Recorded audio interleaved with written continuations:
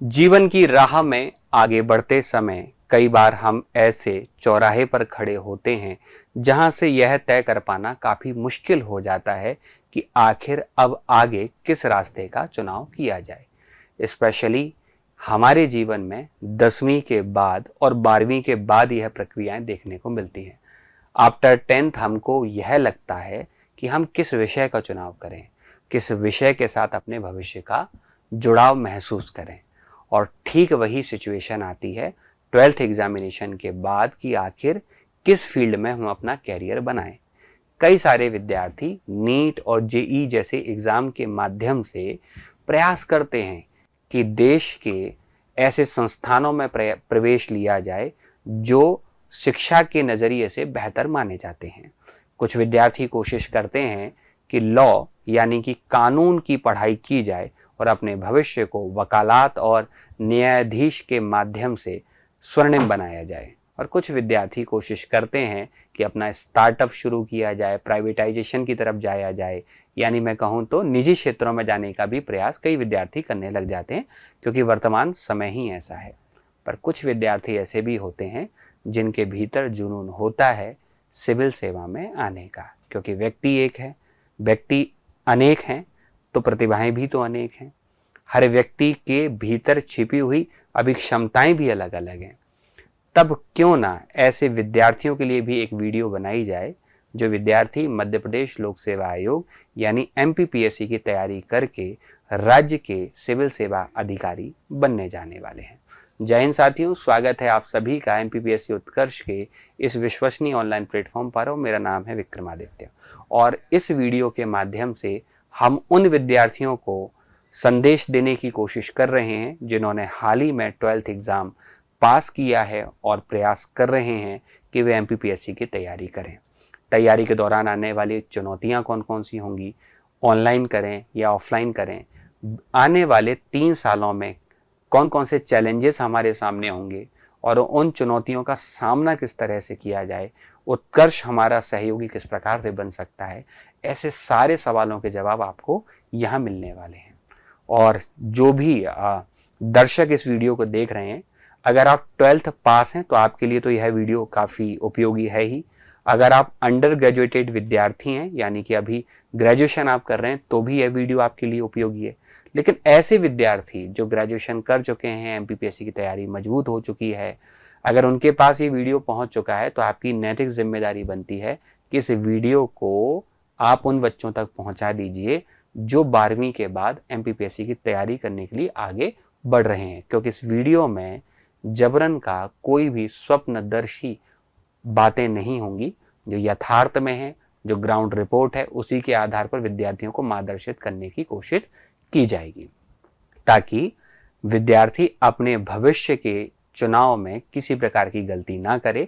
और अगर वह एमपीपीएससी का चुनाव कर रहा है तो कौन कौन सी सावधानियों के साथ में उसे तैयारी करनी चाहिए, क्योंकि अगर एक बार गलती होना शुरू होती है तो किसी भी बच्चे का कैरियर तबाह हो सकता है। तो बहुत ही सावधानी पूर्वक हम एक एक मुद्दे पर बात करेंगे, क्योंकि 12वीं के बाद के बच्चे बहुत ही संवेदनशील होते हैं। उनकी समस्याएं दिखती छोटी हैं पर बहुत विकराल हो सकती हैं अगर उन्हें समय रहते सुधारा ना जाए। तो चलिए बिना देरी किए आगे बढ़ चलते हैं। चलें देखते हैं कि आखिर जो है 12th के बाद एमपीपीएससी अगर हमें करना है तो हमारा सपना कैसे पूरा होगा।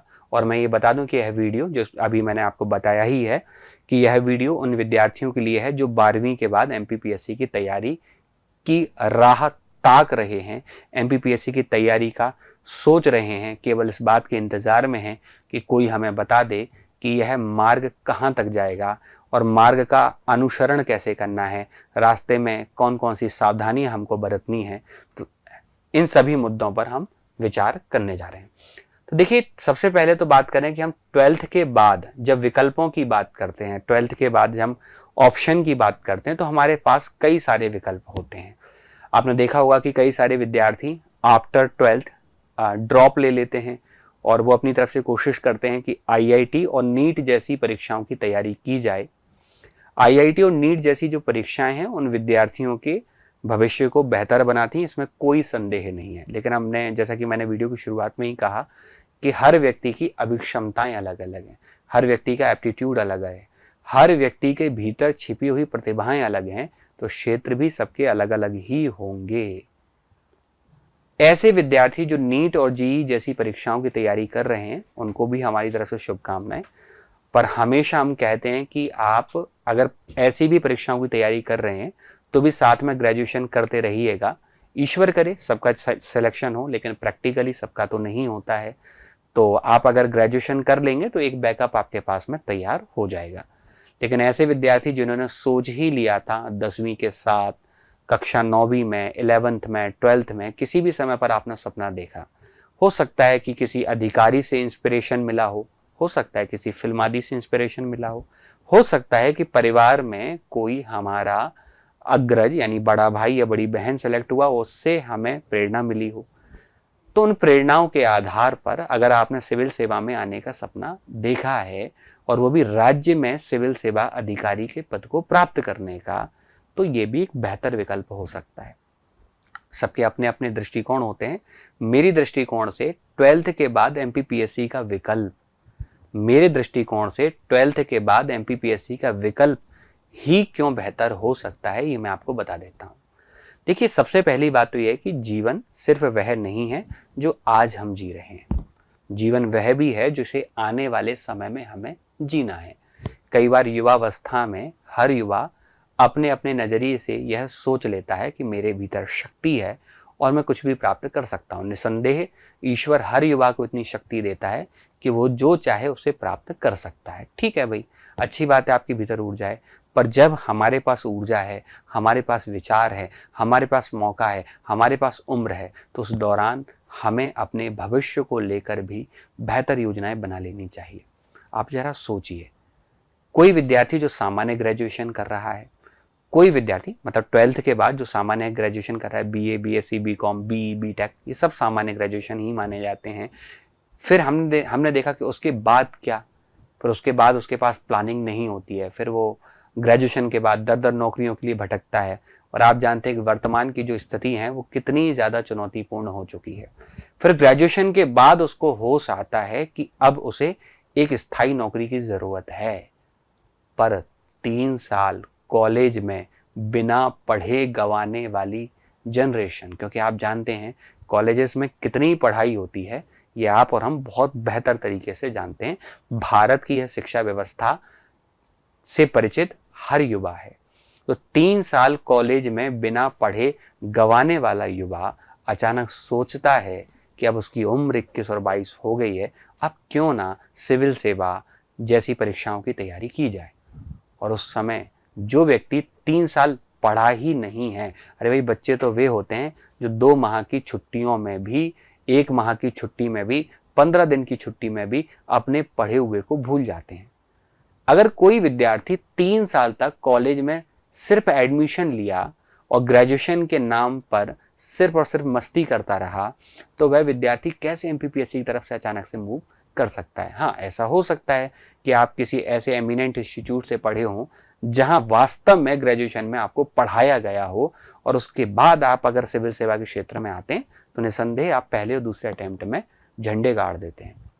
लेकिन ऐसे विद्यार्थी जिनके पास अभी मौका है, ऐसे विद्यार्थी जिनकी एज अभी 17, 18, 19 के आसपास है, क्योंकि एमपीपीएससी की परीक्षा में मिनिमम एज जो होती है वो होती है 21।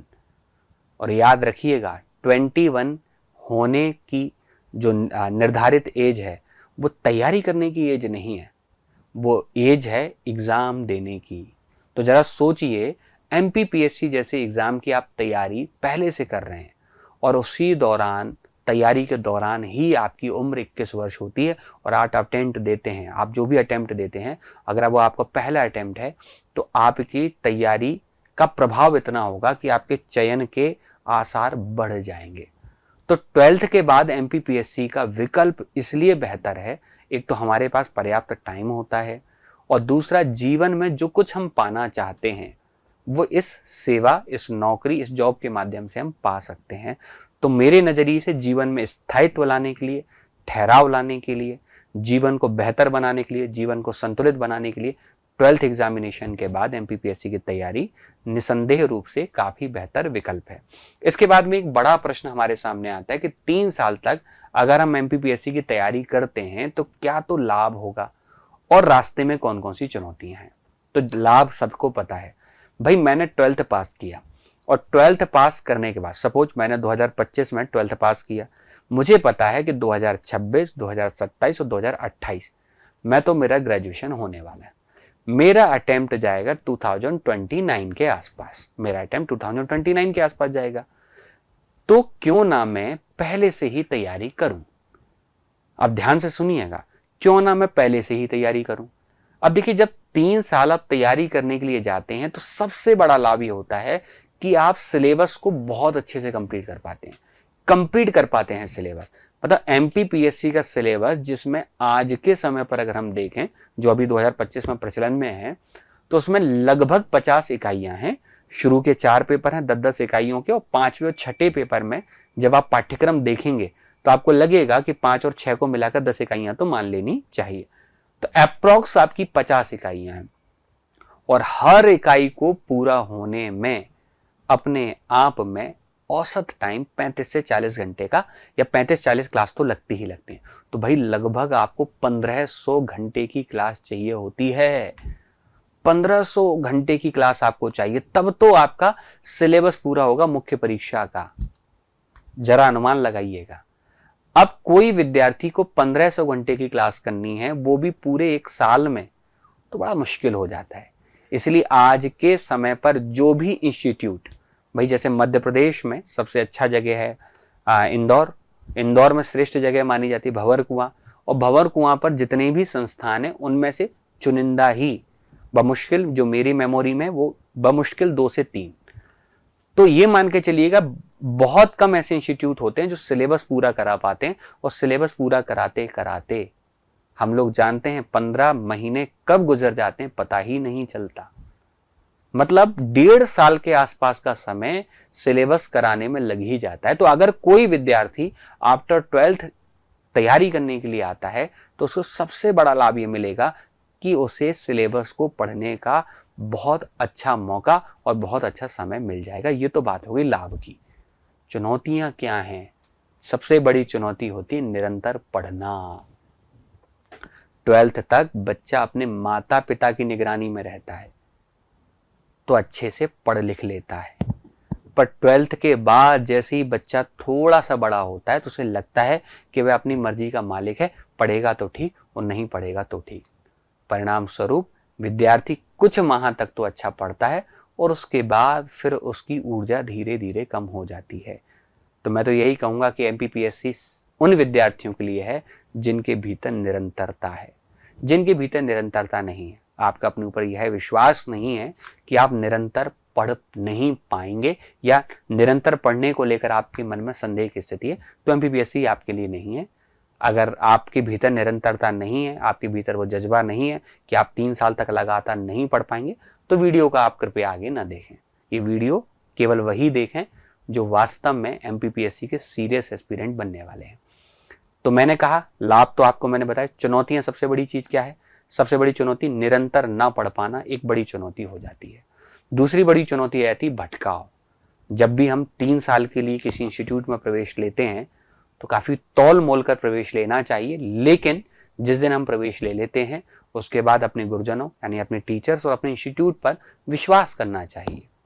क्योंकि अगर विश्वास नहीं करेंगे तो 3 साल की यात्रा आपको बड़ी जटिल लगने लगती है। आपके मन में तमाम भटकाव आते हैं, घूमते फिरते समय तमाम प्रकार के ऑप्शन, तमाम प्रकार के नाम हमको सुनाई देते हैं, उस दौरान हमारी पढ़ाई बाधित होती है।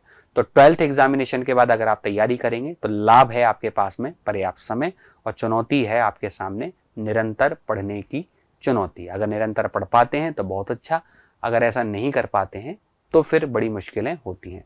इसके बाद नेक्स्ट हमारा जो क्वेश्चन है वो है कि कैसे करें तैयारी की शुरुआत। एक बड़ा प्रश्न है कि प्रिपरेशन कैसे करें सर, कहां से शुरू करें। तो जितने भी विद्यार्थी मेरे इस वीडियो को देख रहे हैं, मैं सबसे पहले बता दूं, एमपीपीएससी की ऑफिशियल वेबसाइट से आप सबसे पहले सिलेबस को डाउनलोड करो। सबसे पहले सिलेबस को डाउनलोड करो। हाँ, अगर आप इंदौर में हैं, इवन उत्कर्ष में अगर आप विजिट कर रहे हैं, एमपीपीएससी उत्कर्ष के लिए एमपीपीएससी के लिए उत्कर्ष में आप अगर विजिट कर रहे हैं, मैं एड्रेस भी बता देता हूं एक बार। मध्य प्रदेश के शहर इंदौर में एक जगह है भंवर कुआं, और भंवर कुआं पर गुर्जर हॉस्पिटल के ठीक पास में हर्षदीप आर्केड है। यहाँ पर हर्षदीप भवन है, जहाँ उत्कर्ष की एक संस्था, यहाँ पर ऑफिस बनाई भी है, पूरी क्लास भी है, स्टूडियो भी हैं। तो आप अगर विद्यार्थी यहाँ पर आते हैं तो आप यहाँ से भी अपना सिलेबस ले सकते हैं और पूरा मार्गदर्शन भी प्राप्त कर सकते हैं। लेकिन जो विद्यार्थी फिलहाल यहाँ नहीं आ पा रहे हैं, तो मैं यही कहूँगा कि एमपीपीएससी की ऑफिशियल वेबसाइट से अपना सिलेबस आप डाउनलोड करें, है ना। एमपीपीएससी उत्कर्ष का जो टेलीग्राम ग्रुप है वहां पर भी आप जुड़ सकते हैं। तो सिलेबस डाउनलोड करके सबसे पहले सिलेबस देखिए भाई। मेरा तो ये कहना है कम से कम 2 से 3 दिन तक सिलेबस का विश्लेषण करें। सिलेबस को देखें, आप समझ पाएंगे कि प्रारंभिक परीक्षा का स्तर कैसा है, मुख्य परीक्षा में कौन कौन से विषय आते हैं, प्री कितने नंबर का है, मेंस कितने नंबर का, इंटरव्यू कितने नंबर का। कम से कम पीएससी की तैयारी के लिए निकलो तो सिलेबस तो पता हो, प्रीवियस ईयर क्वेश्चन तो पता हो भाई, इतना तो पता होना चाहिए। सिलेबस और प्रीवियस ईयर क्वेश्चन एक बार बच्चे ने देख लिए तो विद्यार्थी को पढ़ते समय पर क्लास में बैठने में सुविधा होगी। उसे लगेगा इस बात को लेकर के कि टीचर्स के द्वारा जो कुछ पढ़ाया जा रहा है ये हमारे सिलेबस का हिस्सा है। तो जो भी विद्यार्थी तैयारी शुरू करना चाह रहे हैं, सबसे पहले मैं कहूंगा एमपीपीएससी की ऑफिशियल वेबसाइट से अपना सिलेबस डाउनलोड करें। हो सके तो प्रीवियस ईयर का एक आध पेपर तो देख ही लें, कम से कम 2024 का, यानी प्रीवियस ईयर में 2024 के जो पेपर हैं आप उनको देख लें। प्रीलिम्स का एक पेपर देख लें, मेंस के एक पेपर देख लें, पूरे 6 पेपर के, ताकि आपको समझ में आ जाए कि तैयारी कैसे करनी है, क्या क्या हमारा सिलेबस है, ये आप कर सकते हैं। और साथ ही साथ अगर आपको विषयों की थोड़ी भी समझ हो जाए, और अगर आप इंदौर शहर नहीं आ पा रहे हैं फिलहाल डेमो आदि के लिए, पढ़ने के लिए, तो आप कोशिश कर सकते हैं कि इसी यूट्यूब चैनल पर क्या कर सकते हैं कि आप प्लेलिस्ट में जाकर सभी टीचर्स के कुछ कुछ वीडियो देख सकते हैं, ताकि आपको अनुमान लग जाए कि एमपीपीएससी उत्कर्ष के टीचर्स में गुणवत्ता कैसी है और वे आपकी मदद किस प्रकार से कर सकते हैं। चलिए, तो मुझे लगता है शायद समझ पाए होंगे। ये तो केवल तैयारी की शुरुआत की बात थी, और इसके बाद में फिर नेक्स्ट प्रश्न जो है हमारे सामने कि ऑनलाइन करें या ऑफलाइन। अरे भैया, आज का दौर ऐसा है कि विद्यार्थी बड़ा कंफ्यूज है कि ऑनलाइन बेहतर है कि ऑफलाइन बेहतर है। इसको लेकर मैं अलग से एक वीडियो लेकर के आऊंगा, पर संक्षेप में बता दूं कि विकल्प अगर है तो ऑफलाइन आइए, और अगर ऑफलाइन आने का विकल्प बंद है, आर्थिक, पारिवारिक, जितनी भी प्रकार की बाधाएं आपके जीवन में हैं और आप उन बाधाओं को लांघ नहीं पा रहे हैं, तो हम लांघ कर आप तक पहुंच जाते हैं। आप ऑनलाइन भी एमपीपीएससी उत्कर्ष के साथ तैयारी कर सकते हैं। उत्कर्ष के ऐप पर जाइए और उस ऐप पर जाकर के और आप जो है अपने सुविधा के हिसाब से किसी भी कोर्स का चुनाव कर सकते हैं। और मैं आपको बता दूं कि जो क्लासेस यहाँ इंदौर में ऑफलाइन चल रही होती हैं वही क्लासेस आप तक पहुंच जाती हैं, या मैं कहूँ लाइव चल रही होती हैं। जैसे अभी आप अपने फोन में या लैपटॉप में मुझे मान लो देख रहे हैं, तो मैं आपको बता दूं कि ऐसे ही सामने विद्यार्थी बैठे हुए मुझे देख रहे होते हैं जब हम क्लास में होते हैं। तो ऑनलाइन और ऑफलाइन में से बेहतर विकल्प जो है वो ऑफलाइन है, क्योंकि विद्यार्थी सामने जब रहता है तो शिक्षक भी उसके चेहरे को देखकर उसकी परेशानी को समझ पाता है। तो चूंकि हम आपको देख पाए इसलिए ऑफलाइन आइए, और आपको लगता है कि हमें आपको देखने की आवश्यकता नहीं है, आप खुद अपने आप को बेहतर तरीके से देख लेंगे, अपने आप को अनुशासन में रखेंगे, तो ऑनलाइन भी उतना ही काम आपके जीवन में करेगा। चलिए, तो ऑनलाइन ऑफलाइन की बात हो गई। अब बड़ी बात आती है कि उत्कर्ष की प्लानिंग क्या है भाई। देखिए, उत्कर्ष 3 चरणों में काम करता है। विद्यार्थी को पढ़ाने के लिए 3 चरणों में, जिसमें से प्रीलिम्स एग्जामिनेशन की बात हो, मेंस एग्जामिनेशन की बात हो या इंटरव्यू की बात हो, उत्कर्ष विद्यार्थियों को तीनों ही दिशाओं में मार्गदर्शन करता है। मैं बताना चाहूंगा उन सभी विद्यार्थियों को जो 12th के बाद तैयारी करना चाह रहे हैं, देखिए सबसे ज्यादा जो जरूरी होता है वो रहता है मेंस एग्जामिनेशन। इंटरव्यू है जरूरी, लेकिन अगर मेंस आपका मजबूत है तो आपके मैच्योरिटी का लेवल बढ़ जाता है, आपकी विवेकपूर्ण क्षमता आपकी विकसित हो जाती है। तो मेंस एग्जामिनेशन के हिसाब से ही क्लास का संचालन ज्यादातर किया जाता है।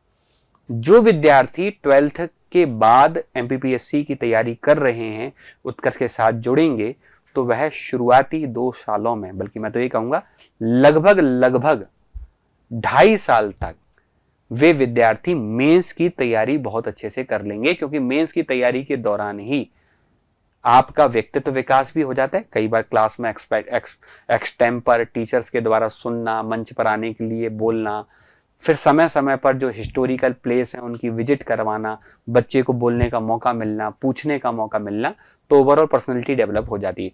उसके विचारों की गुणवत्ता में सुधार होना, ये सब काम बन जाते हैं। और अंत में जाकर हम करते हैं प्रीलिम्स की तैयारी, क्योंकि मेंस की तैयारी के दौरान ही आपकी प्रीलिम्स का 80% हिस्सा कवर हो जाता है। कुछ चीजें जो छूटी हुई रहती हैं वो 6 माह के भीतर आसानी से कंप्लीट हो जाती हैं, क्योंकि 3 साल का समय आप जानते हैं अपने आप में पर्याप्त है, तो कोई समय को लेकर घबराने की आवश्यकता नहीं है। मुझे लगता है कि सिलेबस अगर आप ऑफिशियल वेबसाइट से देखेंगे तो आपके लिए ज्यादा बेहतर होगा। ये तो सिर्फ नाम मात्र के लिए आपके सामने लिखा हुआ है। देखिए, अभी सबसे बड़ी बात यह कि उत्कर्ष के ऐप पर अभी वर्तमान में ये मान के चलिएगा कि आपके लिए बहुत सुनहरा मौका है, क्योंकि हाल ही में उत्कर्ष ऐप में एमपीपीएससी के सभी ऑनलाइन कोर्सेज पर अगर आप 12th पास हैं तो आपके लिए भी एक मैं बेहतर विकल्प बताऊंगा। 90% तक का डिस्काउंट मिल रहा है और 3 माह की एक्स्ट्रा वैलिडिटी। कहने का मतलब, मान लीजिए कि आपका कोर्स की वैलिडिटी 15 महीने है, तो आपको वो वैलिडिटी 18 महीने तक मिल जाएगी। और साथ ही साथ जो प्राइम कोर्सेज हैं उनको अगर आप कूपन कोड प्राइम के माध्यम से इनरोल्ड करते हैं तो 10% का आपको एडिशनल डिस्काउंट भी मिल जाएगा। और ध्यान रखें कि ये जो ऑफर है वो लिमिटेड है, तो शीघ्र अतिशीघ्र अपनी जो सीट है उसे बुक करें, या मैं कहूं कि ऑफर का आप तुरंत लाभ उठाएं, क्योंकि आपके पास अंतिम 2 दिन शेष रह गए हैं। ठीक है, चलिए इसके बाद हम देखते हैं कि कौन कौन से हमारे पास विकल्प हैं। तो मैंने कहा ना, जैसे कि आफ्टर 12th आपके पास सबसे अच्छा विकल्प है नींव बैच। अब आप समझ रहे हैं नींव का मतलब, मकान तभी मजबूत होगा जब नींव मजबूत होगी। तो आफ्टर 12th अगर आप एमपीपीएससी की तैयारी करना चाह रहे हैं तो आपके लिए एमपीपीएससी का 3 ईयर फाउंडेशन बैच बहुत ही उपयोगी रहेगा। और मैं बता दूं, ऐप पर अगर आप इससे जुड़ते हैं तो ये लाइफ फ्रॉम क्लासरूम चलेगा, यानी कि यहां से टीचर के द्वारा बोर्ड पर पढ़ाया जाएगा, बच्चे सामने रहेंगे और आप अपने घर बैठकर वैसे ही देख रहे होंगे जैसे इस वीडियो को देख पा रहे हैं। और अगर ऑफलाइन आते हैं तो उससे अच्छा तो कुछ है ही नहीं। ऑफलाइन आएंगे तो आपकी तैयारी पर हमारी प्रॉपर निगरानी हो सकेगी। एक विकल्प तो आपके पास में यह है। हाँ, मान लीजिए ऐसा वीडियो उन विद्यार्थियों तक पहुंचा है जो अपने छोटे भाई बहनों के लिए इस वीडियो को देख रहे थे और उनका 2026 का प्रीलिम्स है, तो उनके पास में एक विकल्प है एमपीपीएससी प्रीलिम्स 2026 के लिए प्रारंभ बैच। ये रिकॉर्डेड रहेगा आप लोगों के लिए, तो ये भी आपके लिए एक बेहतर विकल्प रहेगा 2026 वालों के लिए। एमपीपीएससी संपूर्ण 10.0 जो रहेगा 2026 का फाउंडेशन बैच है। इसमें प्री प्लस मेंस की आपको कंबाइंड प्रिपरेशन करवाई जा रही है, तो आप चाहें तो ऐप के माध्यम से आप इस कोर्स में भी इनरोल्ड कर सकते हैं। तो मुझे लगता है कि जो 12th वाले विद्यार्थी हैं वो आइए, शिक्षकों से मिलिए, यहाँ आकर मार्गदर्शन लीजिए। हो सके तो ऑफलाइन आइए, और अगर ऑफलाइन नहीं आ पा रहे तो ऑनलाइन हम आप तक पहुंच जाएंगे। उम्मीद है कि मेरे द्वारा बताई जाने वाली कुछ बातें आपके जीवन में काम में आएंगी, आपकी यात्रा में काम में आएंगी। जल्द ही मुलाकात होती है। धन्यवाद।